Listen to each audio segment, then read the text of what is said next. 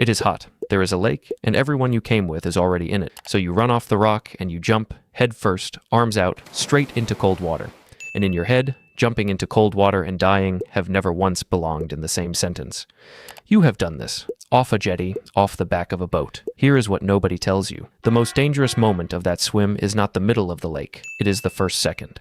Not because of the depth, because of what your own body does the instant the water touches your skin, and because you get no vote in it at all. So why does cold water kill people who swim perfectly well in the first seconds before they are even properly wet? This is the story of the cold shock response, a reflex with a full override on your lungs, and of one moment where your heart is handed two opposite orders at once. Before anything else, let us get rid of the assumption you are carrying. You think the danger here is hypothermia? It is not. Hypothermia is real, cold water absolutely causes it, and it is slow. A human body is a large, wet, well-insulated object with a furnace in the middle of it. Cooling the core of one takes a long time, long enough that most people who die in cold water are nowhere near hypothermic when it happens. They are warm on the inside, and they are already gone. The killer is not the cold that creeps up on you later. It is the cold in the first breath. There is also a second thing here, and I am coming back to it, because it catches even the people doing the rescuing. When a trained crew pulls someone out of cold water, they bring them out flat, never upright. That is deliberate, it has nothing to do with spines, and the reason for it is the most alarming fact in this video. Your skin is not a thermometer, it is an alarm system. The cold receptors under the surface do not report how cold something is. They report how fast it is getting colder. Drop into water and every one of them fires in the same instant. Water strips heat out of skin many times faster than air at the same temperature does. Air at that temperature is a mild inconvenience. Water at that temperature is an emergency broadcast. Your skin does not measure cold, it measures surprise. This is also why the shock fades. The receptors are reporting change, and after a while, there is no more change left to report. The part that kills you is what happens to your breathing. The first thing cold water takes is the one thing you assumed was yours. You gasp. Not a reaction, not fright, a reflex, wired in below the level where you get an opinion, and it is a big one, several times larger than the breath you are taking right now, pulled in fast, filling your lungs close to the top. Your body has not been informed of where you are, then it will not stop. The gasp turns into hyperventilation, several times faster than normal breathing. The part of you doing it does not take requests. Blow off carbon dioxide at that rate and things start failing upstream. The vessels feeding your brain narrow, and you go lightheaded in the exact minute you most need to think. And the breath hold you were quietly counting on, the one that felt effortless in the shallow end, is now a fraction of itself. So here is why the word in the title is jumping. Wading in from a beach is one event. Feet, then knees, then waist. The reflex fires with your head in the air. You gasp, you swear, somebody laughs, nothing happens. Jumping is a different event entirely. You hit the surface and you go under. Face, chest, all of you, at the same moment. And that is the exact moment the reflex fires. It has no way of knowing whether your mouth is above the surface or a meter below it. It fires on contact. It takes the biggest breath it can get, and whatever is in front of your mouth is what goes in. That is the answer to the title. That is why somebody who could swim the length of that lake twice drowns 3 meters from the rock. Not exhaustion, not cramp, not the swimming after eating rule your mother enforced for a decade, which was protecting you from nothing at all. Nobody told me any of this, and I spent every summer of my childhood jumping off a jetty into a reservoir. Now assume it goes well. You surface, you cough, your breathing settles, and you're fine. The reflex fades, and on its way out it hands you a much quieter problem. You start swimming for the bank, and your arms begin to fail while you are calm and fully conscious. This is not tiredness. Cold water cools your arms and legs long before it touches anything important. Nerves carry signals more slowly when they are cold. Muscles fed by slow nerves lose the fine control first. Your hands stop cupping water and start slipping through it.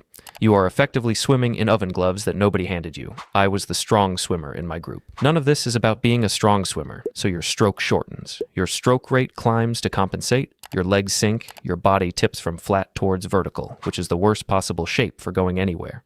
Your brain thinks the swim is going fine. Your hands have already clocked off, and people drown swimming towards a shore they can see, awake the entire time, with none of the thrashing anyone pictures. Which brings us to the heart, and to the strangest mechanism in this whole subject. Cold water on your skin tells the heart to speed up. That is the alarm.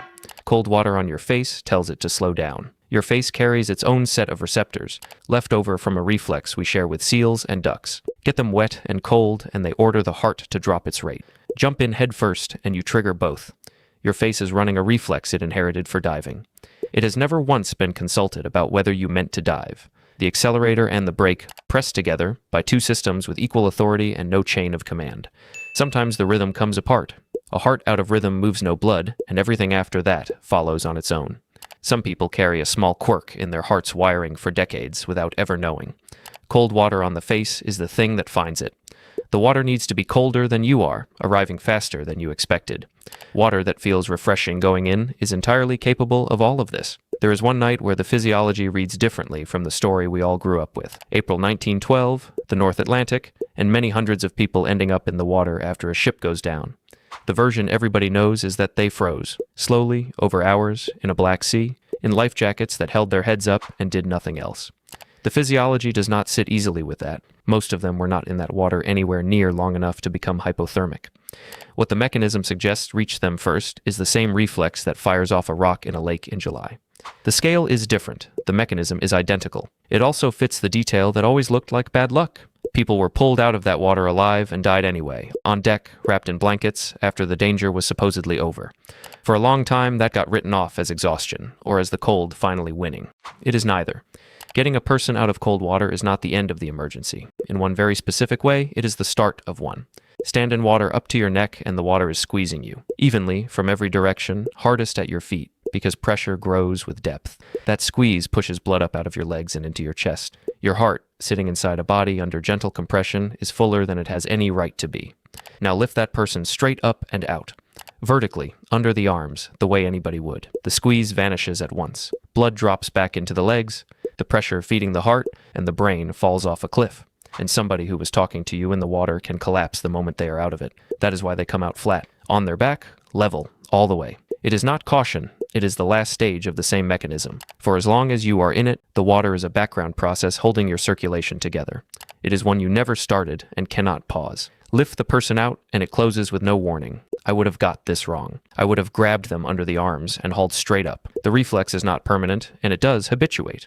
Repeated cold exposure cuts the response down to roughly half its size, and the effect sticks around for months. It does nothing at all for your arms, so run it back. The water hits, and your skin reports change rather than temperature, so the whole surface fires at once. The gasp comes before you can vote on it, and if your head is under, that gasp is water.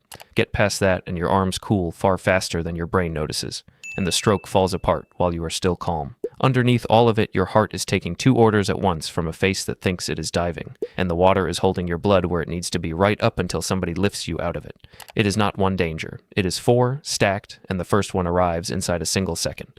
So next time it is hot, and you are standing on that rock, and everyone is already in and shouting at you to jump.